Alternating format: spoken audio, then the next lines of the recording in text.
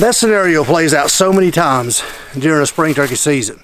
You'll be up on your favorite ridge or a point or wherever that you are turkey hunting, and you'll give out your favorite series of yelps you like to do on your favorite call, or you'll hit that locator call, and instead of that gobbler giving you a gobble back, letting you know where he's at, it's dead silent. And nobody really knows why why they shut up during a spring turkey season. I mean, there's a lot of reasons, but we really don't know on why that particular day they're just not gobbling. But you're going to find that many times during a turkey season, and it really discourages a lot of people. Now, there's a lot of reasons why turkeys may not gobble on a particular day. He may be henned up, maybe a lot of pressure in that area. Gobblers may not be there. You just may not be there at all. Weather could, play a factor in it, which, a lot of people ask me about weather, and I'm like, I've seen days like this here where it's, 60 degrees out and bluebird skies, and it's, 60 degrees when you leave the truck, stars are shining, and man, you think, oh, they're gonna gobble their heads off today, and it's just like lockjaw. And then I've seen mornings a week later where it's like 28 degrees and flurry and snow in April, and they're gobbling their head off. And I've seen it vice versa. Beautiful days they'll gobble, bad, cold days they don't. So I don't know how much weather plays a big part in it. It may play some in it, but I think pressure and henned up gobblers is a lot of the reasons why they just don't gobble. But when turkeys have lockjaw, it discourages a lot of people. I mean, they just get absolutely, just totally, almost just mentally defeated before they, even leave the truck, or even before they get out, in the woods and really start hunting. When they're not gobbling, it's just like, well, it's going to be a bad day, I don't know. And then they get out there, and about 2 or 3 hours later, they're ready to go back to the house, or ready to go get a biscuit or something and call it a day. Years ago, when I was a young turkey hunter, and back then I didn't have a 4-wheel drive, so I couldn't get many places where we live, around here in the mountains. So I had to hunt with people the first 2 or 3 years I turkey hunted when I was just a teenager. And so I had to depend on going with, people who had a truck. And the guys that I hunted with, which were good guys back then, but we didn't kill a lot of turkeys. And the reason we didn't is because just about every one of them back then, if they didn't hear a turkey by 8 o'clock or 8:30, 9 o'clock, they were ready to go back to the house. Hey, just a bad morning. Let's just wait and come back in the morning. Maybe they'll do better. And we was going home by 9 o'clock, And then when I started hunting by myself and I started kind of leaving them guys and doing things on my own, I've realized that, hey, a lot of times turkeys will gobble up in 10, 11, 12 o'clock in the day, 1 o'clock in the day. And just because they're not gobbling doesn't mean you can't kill them. So how do you kill them lockjaw gobblers? Well, the first thing you got to do is you got to get mentally tough, and you got to convince yourself that I don't care whether the turkey gobbles or not, I can kill him.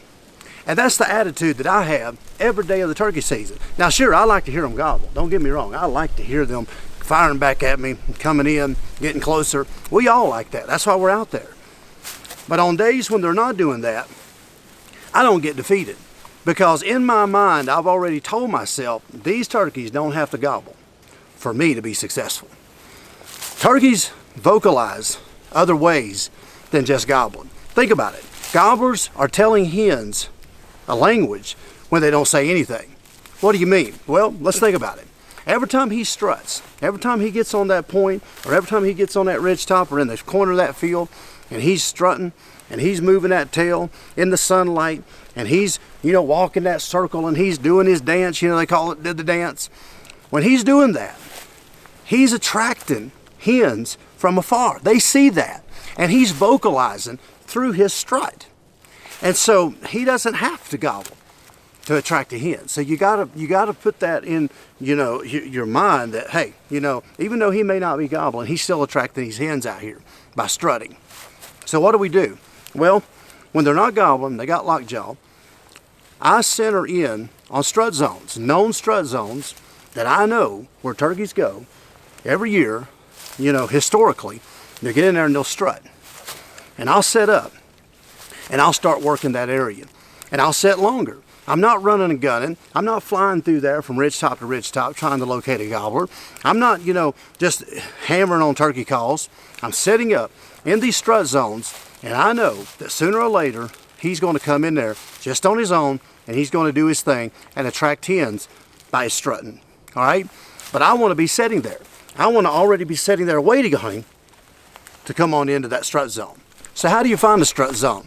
Well, if you hunt the same property every year, you should already know historically where these gobblers come in and do most of their strutting. Well, how do you find that? Well, you look on the ground. If there's a lot of gobbler droppings around in a particular area, he's staying there a while. Could be a strut zone.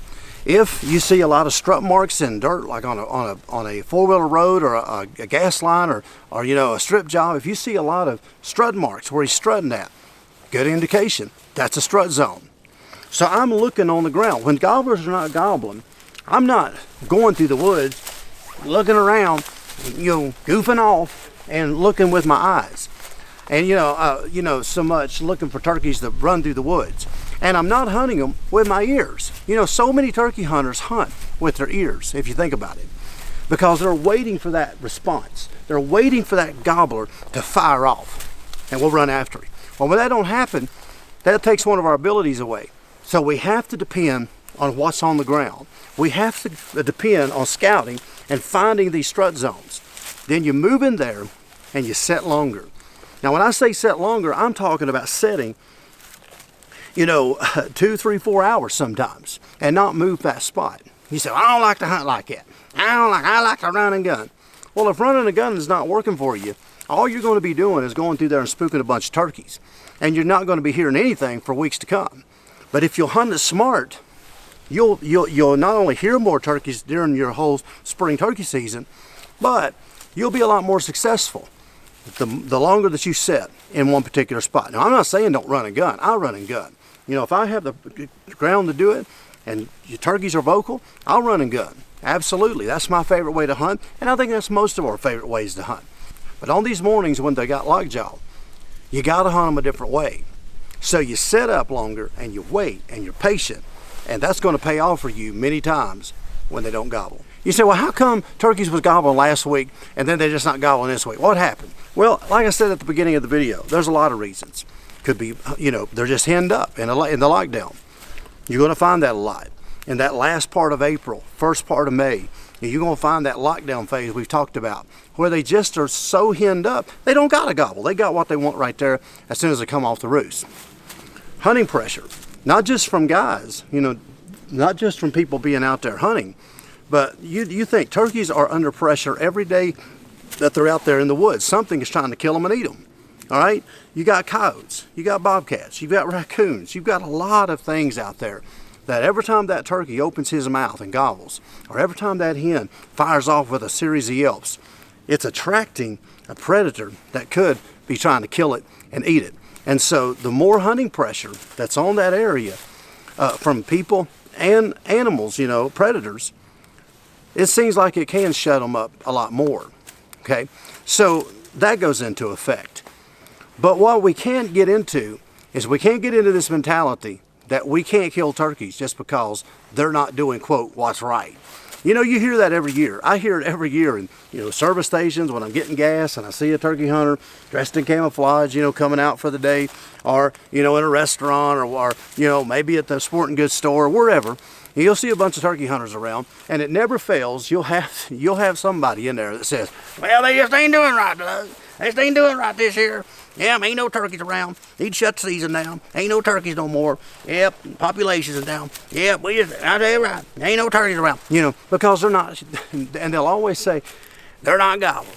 You know, they're just not doing right. What do you mean they're not doing right? Well, they ain't gobbling. Well, I used to hear 15 turkeys. I ain't gobbling. You know, they'll come up with all these excuses. But the truth is, 15 years ago, there wasn't the hunting pressure that they are now. All right? There wasn't the huge amount of predators that there was 30 years ago when I even started turkey hunting that there is now. And so, it seems like the more and more years that come and go, the less gobbling there is. But I don't think a lot of it's got to do with population. It could be somewhere, in some places, but I don't think it's population everywhere. It's pressure, and it's turkeys that's just being turkeys, but you got to learn to hunt them a different way. Now, how do I call to these turkeys when they're not gobbling on these particular mornings? Well, I think that, you know, and we've talked about it before, but I think putting more realism in your calling and being that real hen out there, even to a greater degree is super important, and this is why we need to always practice our calling and learn how to call even better so we can put more realism in our calling for these mornings just like this, that I'm talking about, these lockjaw mornings. But what I'll do is I'll move into these strut zones, and I just want to become that real hen out there. I just want to become that hen that's moved into his area. Now you got to remember, that gobbler may be 100 yards. He may be 150, 200 yards from you the whole time you're sitting there.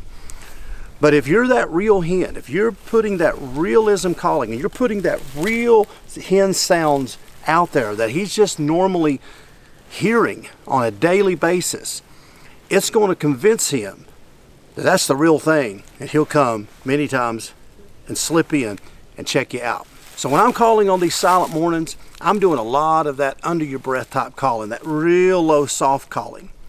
And I'm doing that every 10, 15 minutes. I mean, really, if you think about it, it's hard to overcall when you're soft calling that low, because that's what hens are doing all day long. Now, I'm not saying just to be up there and just constantly be, calling, but I think you can get away many times with soft calling a little bit more than you can loud calling. And you can get away with, doing more repetitions throughout the day. And so I'm doing a lot of that when I move into these places and I just sit down. When we talk about that under your breath type calling, we're talking about being so subtle and being so soft that it's even hard to hear it past 100 yards. But you got to remember, he's out there. That's where he's at. You just can't see him many times. And he's just out there doing his thing. But you slip in there and you become that hen. And I'll tell you what, many times it'll shock you how many will just come slipping right in on you and never say a word. Here's some of the things that I do when I'm setting up the call on these quiet mornings.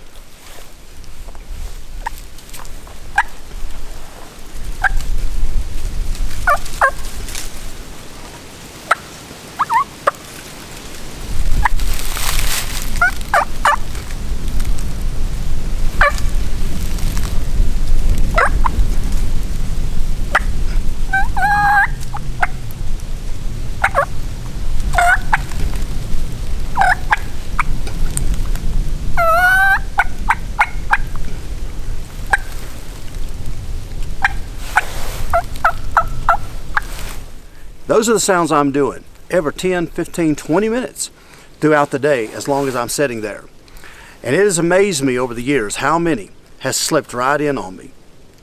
And I wound up shooting him, and being successful that day just by doing them little calls just like that. The one thing you want to be listening for and kind of train your ears to hear is that spit and drum out there, because many times that's going to be the first thing you hear when they got lockjaw. You're going to hear that spitting and drumming out there. That's a vocalization.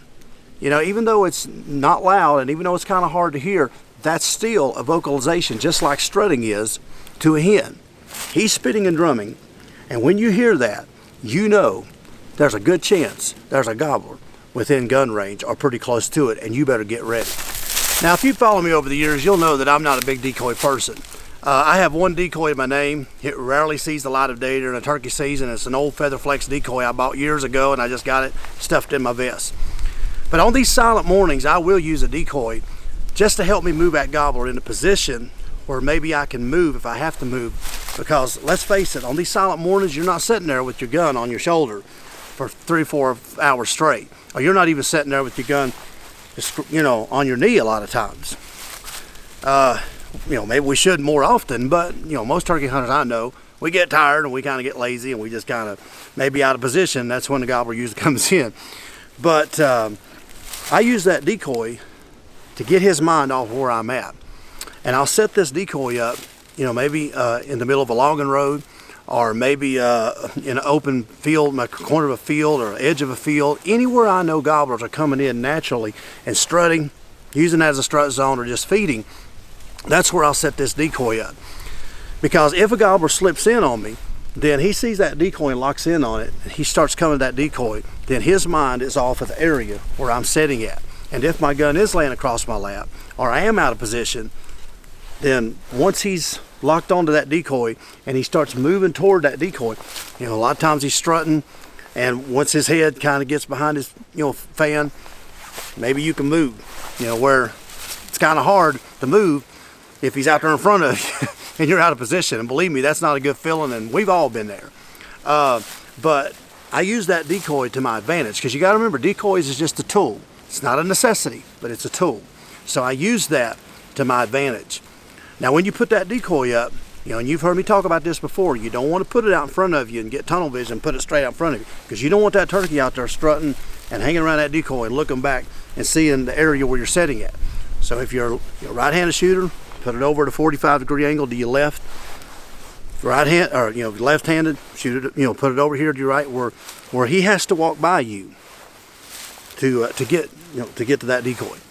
And this, and just little bitty things like that, is a make and break many times for these silent morning gobblers. You got to have all this covered and all this bases covered, so you don't get caught in a bad situation and blow the hunt.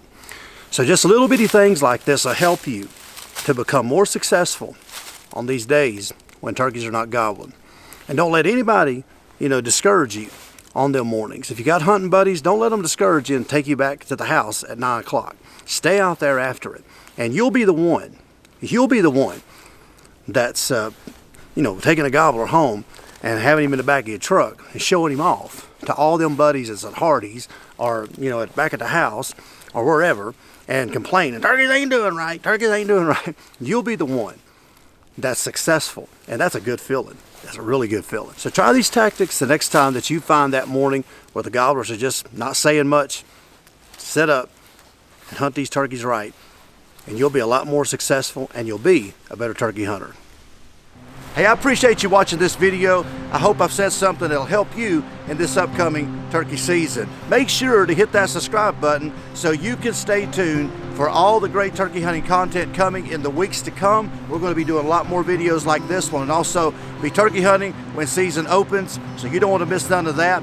Make sure down in the description of this video to check out all the information on our sponsors and partners that partner with us, Stoeger Firearms, where you can check out all the great shotguns there. We've been using Stoeger for years, and they make a great shotgun for the money, so make sure to check out their website. Check out springfevercustomcalls.com, where you can check out my Old Sly signature line of turkey calls and all the other great calls there at springfevercustomcalls.com. Check out Tidewe.com, where you can get a lot of great hunting products over there as well, such as boots, blinds, turkey vests, rangefinders. Lots of great products over there at Tidewe. And make sure to use the promo code DALE so you can get a better discount on your purchase over there as well. Check out Kona Scopes, GameCuffs. All the information will be there in the description of the video. Make sure to join me on social media, whether it's Facebook, Instagram. Come over and follow me all year long over there as well. They'll be down in the description of the video as well.